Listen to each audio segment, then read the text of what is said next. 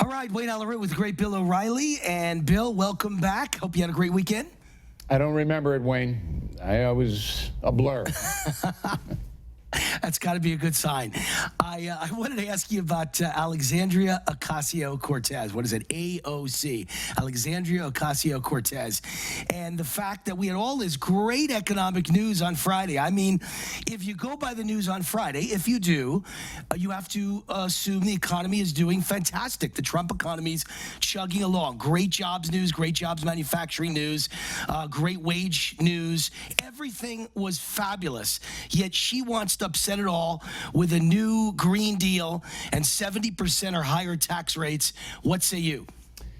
Well, in the beginning, I said that I admired the Congresswoman because she outworked the Democratic opponent who had been in that district in the Bronx for, I don't know, I think it was 20 years or something.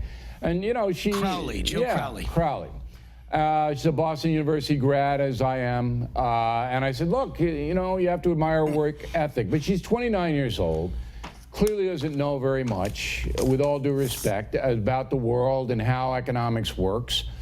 Her truth is not the truth. And she said on 60 Minutes last night, hey, don't worry about me misstating facts. It's the morality of what I'm saying that's important. That facts that really don't matter. So Anderson Cooper, who interviewed her, looked like he was hungover from New Year's Eve still, basically allowed her to say whatever she wanted. But the most stunning statement was when Cooper said, well, what do you want, Venezuela here as being a... Oh, no. I want us to be like Sweden, Finland, and the UK.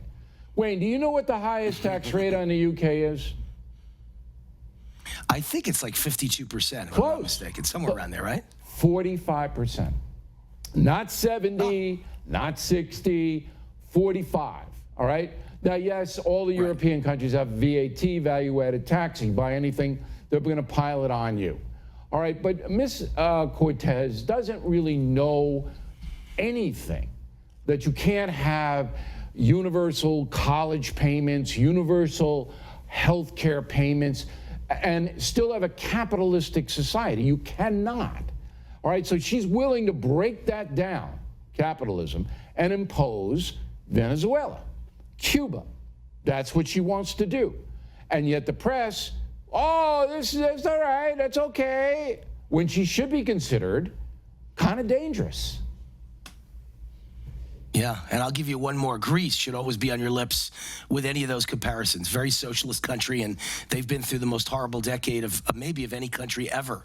Awful decade. People dumpster diving. So socialism does not work. Fact. Cuba, socialism does not work. All right. Elizabeth Warren, speaking of socialists, maybe not quite as bad as Ocasio-Cortez, but that's not saying much. She was in Iowa campaigning over the weekend for president of the United States, I shudder to say. She mentioned that she is not a person of color. I'm glad to hear that. What do you say, Bill O'Reilly? Well, this is just standard issue far-left politician bill. Bernie Sanders, Elizabeth Warren, Kamala Harris, Cory Booker, they're all the same. And do they differ from Ocasio-Cortez? Not really. They're going to tell working Americans, poor Americans, what they want to hear. That we, the government, are going to be the nanny state. We're going to make it all okay for you, guaranteed income for you, health care for you, education for you, everything for you. And then I'm thinking about John Kennedy. Ask not what your country can do for you, right? Sorry, JFK, see you later. So this is just a never-ending, far-left mantra. Americans, I don't believe, Wayne, even liberal Americans are buying it. I just don't think they're buying it. I think you're going to see Biden or another moderate, so-called moderate Democrat get the nomination. I sure hope you're right. All right. Last question is about our foreign policy in Syria. Ambassador John Bolton has been overseas the last few days talking with our allies about our withdrawal or supposed withdrawal from Syria. And I guess at this point he's suggesting a delay so that it's not really a withdrawal, or maybe President Trump thinks it really is an instant withdrawal. I don't know. Is this any good for us? Can people count on us? The United States is acting as a stabilizer in Iraq, in Syria, and Afghanistan. Our troops are stabilizing those regions to the extent that the bad guys, ISIS, Taliban, other Putin's agents in Syria, can't come in and commit atrocities and attack people.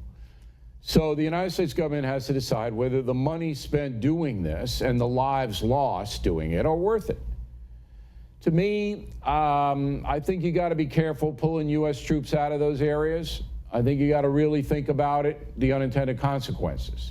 I don't have the daily intelligence briefings that President Trump has. I know Trump doesn't want U.S. boots on foreign soil. It goes against his political philosophy. So we'll see what happens. I don't think this is a crisis like the border or anything like that. All right, Bill O'Reilly, that's why I enjoy your views so much. We agree 90% of the time, but even if we disagree, you just admitted that you don't have the same national security briefings as the President of the United States. It takes a lot to admit that. Judges don't admit that. Liberal judges don't have it, but they overrule the president. At least you're an honest guy. I love that. I try to be honest on BillO'Reilly.com, Wayne. Thanks for having me on. All right, BillO'Reilly.com, great stuff. And his latest #1 New York Times bestseller, Killing the SS. Wayne Root gives it highest personal endorsement. Love the book. Thanks for all you do, Bill O'Reilly. You're welcome, Wayne.